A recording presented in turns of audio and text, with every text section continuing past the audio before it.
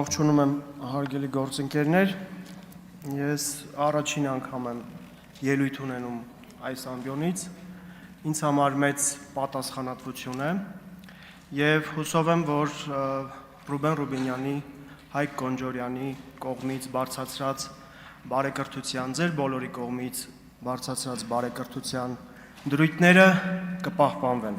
Արձանագրենք, որ 2 օր է նիստերը անցնում են բարեկրթության սահմաններում, բայց կուզենայի նաև զրոյական կետի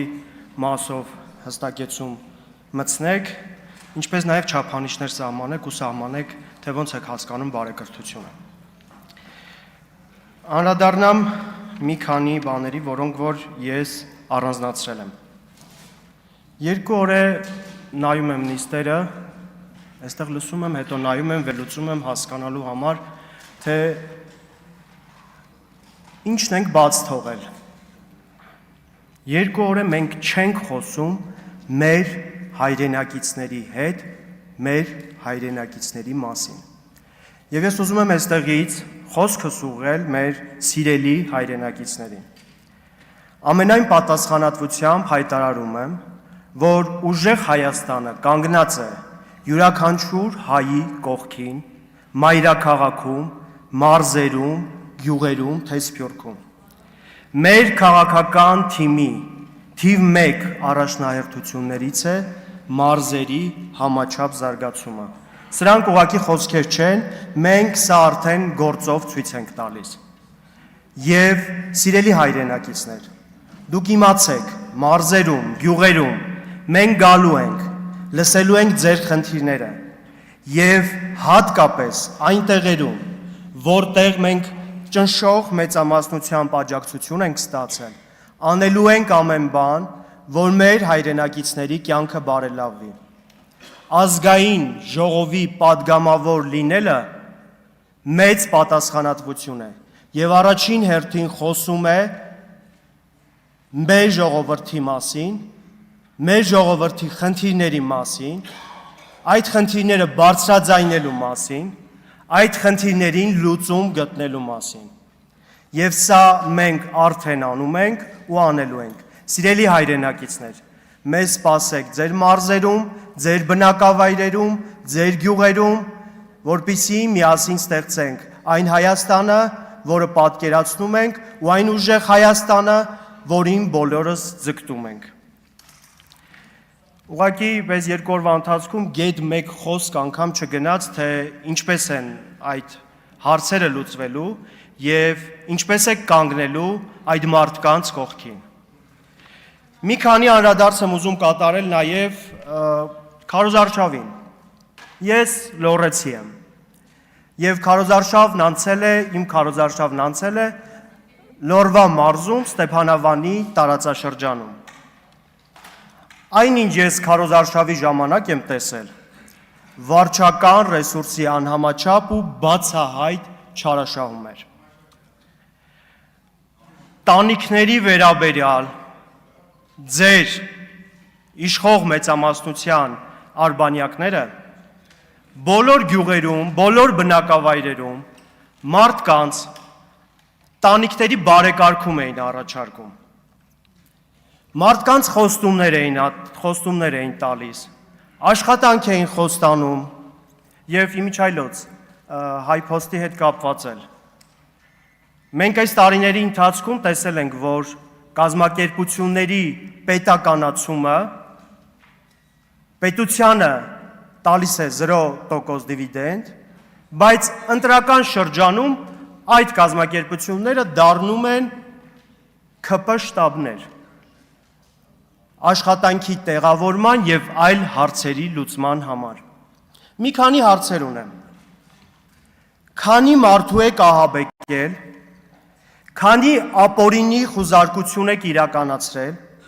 քանի մարդու եք աշխատանքից ազատել կամ սպառնացել, ազատել միայն նրա համար,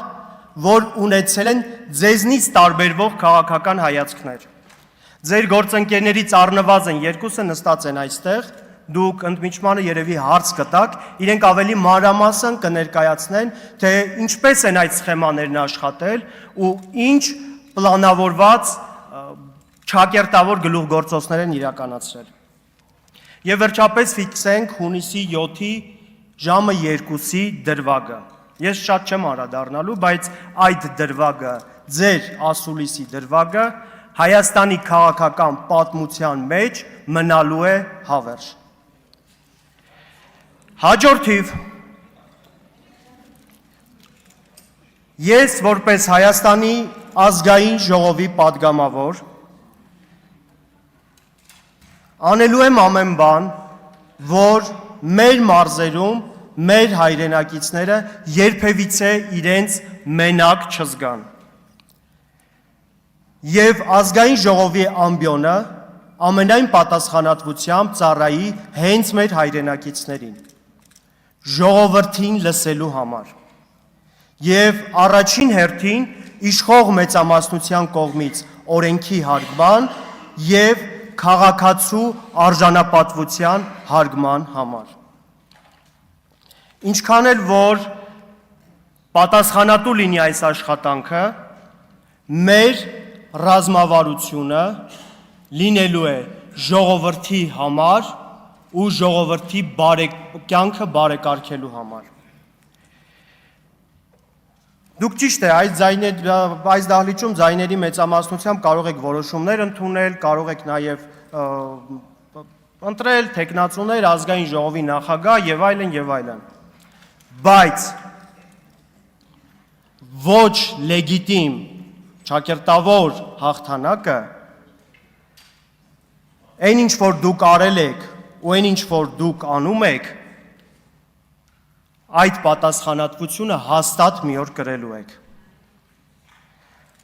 Այն ինչ որ անում եք պետականության ու Հայաստանի դեմ, ու այն ինչ որ պատրաստվելու եք անել Հայաստանի պետականության դեմ, դրա պատասխանատվությունը հաստատ կրելու եք։ Ձեր գործընկերներից մեկը այստեղ այս ամբիոնից ասում էր, որ արտահայտություն էր օգտագործում, բայց քանի որ մենք բարեկրթության ենք անցել, չեմ ուզում այդ արտահայտությունը կրկնել, ու խնդրում եմ հենց դրա համար, որ չափելի դարձնեք բարեկրթության սահմանումը, թե ինչ է իրենից ենթադրում այդ բարեկրթությունը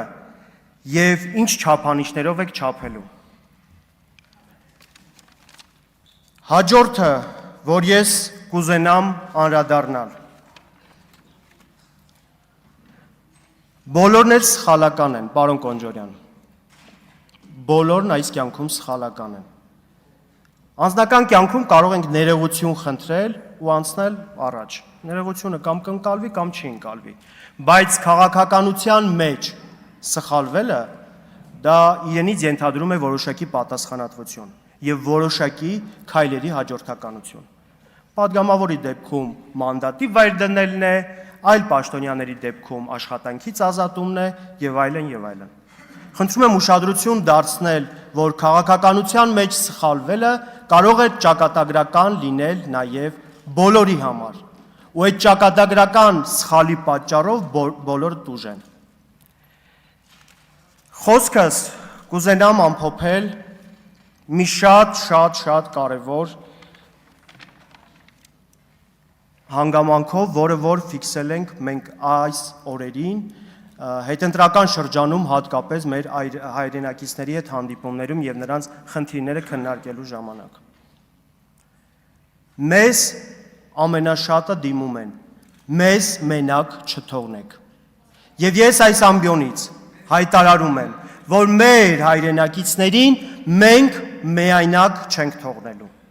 որովհետեւ ազգային ժողովի պատգամավոր լինելը դա պատասխանատվություն է առաջին հերթին մեր հայրենակիցների առջև։ Շնորհակալ եմ։